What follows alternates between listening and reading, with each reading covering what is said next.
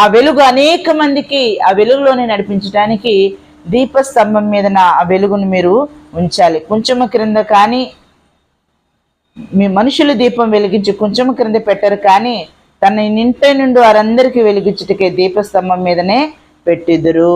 దీపం వెలిగించి కొంచెము క్రింద అంటే ఆరిపోయే విధానములో మరుగై ఉన్నటువంటి పరిస్థితుల్లో కాకుండా అందరికీ వెలిగించడానికి దీపస్తంభం మీదనే మీరు మీ వెలుగుని ప్రకాశింపనీయుడి అని దేవుని వాక్యం సెలవిస్తుంది.